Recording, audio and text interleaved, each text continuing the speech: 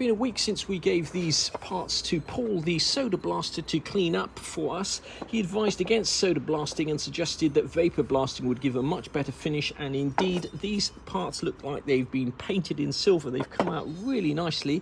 Of course, when you soda blast, vapor blast or anything else, you will reveal all of this corrosion.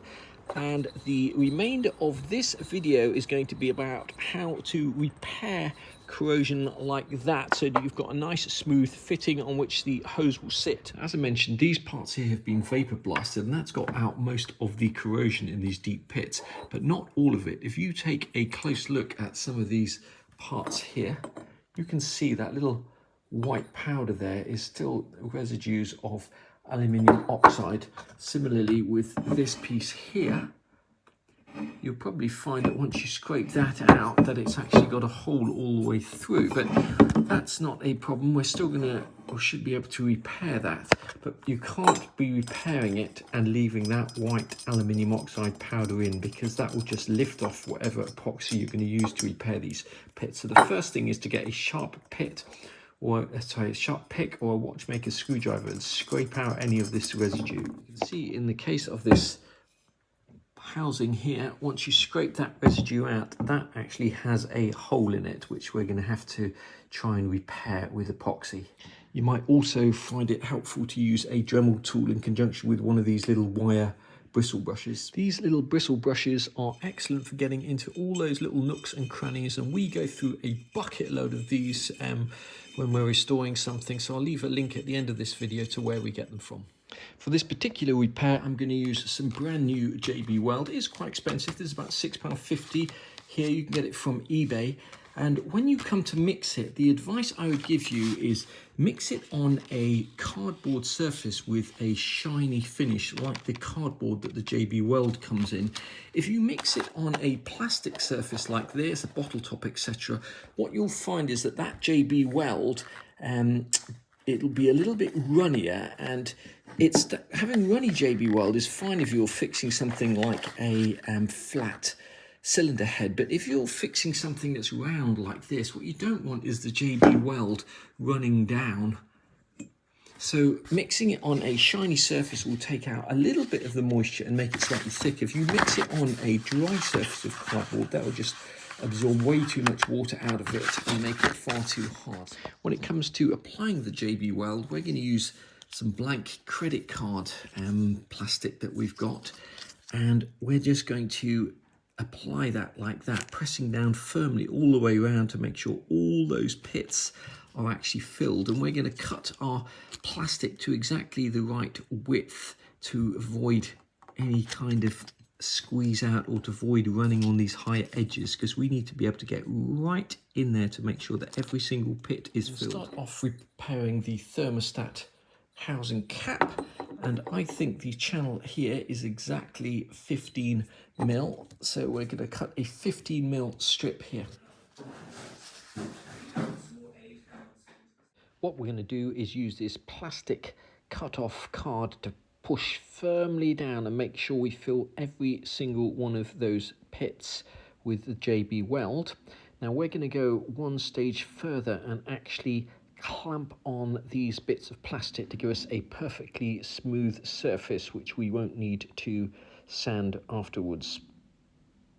Just put down that hose clamp there. That's a stainless steel 25/40 hose clamp. It's a thinner one. You can get slightly thicker ones than that. And now I'm just going to very carefully with a scalpel or screwdriver just take off that excess squeeze out. We're going to leave these two pieces overnight. Now the thermostat housing, I've used a hose clamp on and smooth plastic cut to size to see if that gives us a better finish. On this piece here, I've just done one of the two bits that need repairing, but it's very difficult to actually get that JB Weld to go smooth. This is the piece here that had the hole all the way through it. You can see the JB Weld's just been squeezed through. So we've applied that with the plastic spatulas as best we can. This kind of over squeeze here, for want of a better word, we can just cut that off with a knife tomorrow, but I just want to see how this comes out. And if this comes out much better, what I'll do is I'll get a hose clamp. I've probably got one in the garage exactly the right size, and actually redo that with some more JB Weld and just use a bit of plastic to clamp around. 24 hours since we put this hose clamp on here. What I'm going to do is take this off. Now I'm hoping that this here will come off nice and easily, because this plastic does not normally adhere to the JB Weld. See, as you peel that there off, you get a relatively flat, smooth surface with the ridges on either side for the hose clamp to sit. We're going to repair these two slightly differently. The thermostat housing repair, it came out well, but the problem with using a thinner hose clamp like that is that it tends to clamp the plastic in the middle, so you get a very slight U shape in there.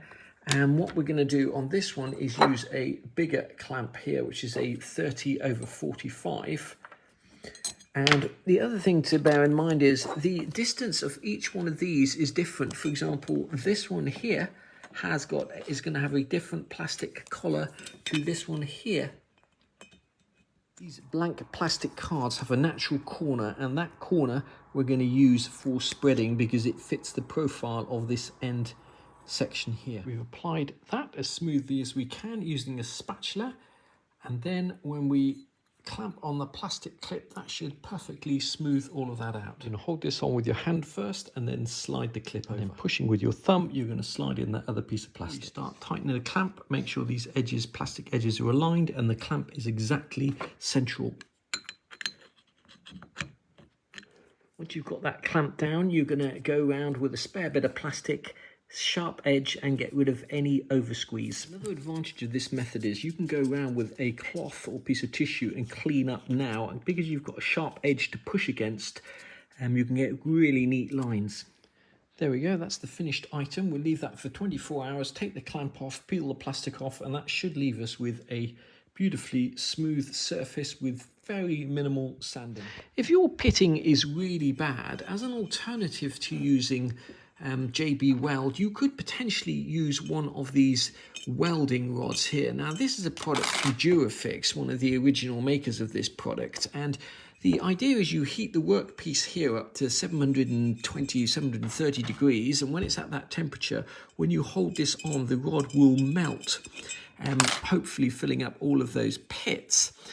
I must confess, I've never had much success using these rods, and the other downside is you're not going to be able to, you're still going to have to sand it to get a smooth finish. You're not going to be able to get perfect lines like you can when you're using the clamping method. The downsides of using a standard Jubilee clip or hose clamp for this is that they are not perfectly round. You can see inside here, there's that little rectangle at the top, and that means you're not getting even pressure. There are a couple of ways around that. You can use an exhaust clamp or fuel clamp that has a slightly different tightening mechanism, and that will give you a more even pressure.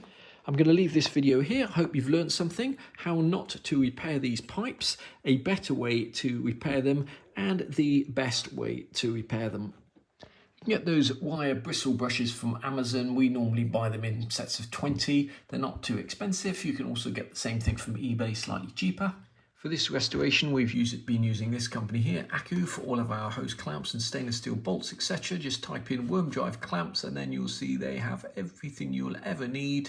And obviously getting them in stainless steel, there is less chance of A, them rusting if you can use them on the car, and B, the JB Weld sticking to the steel if you're using them for this purpose.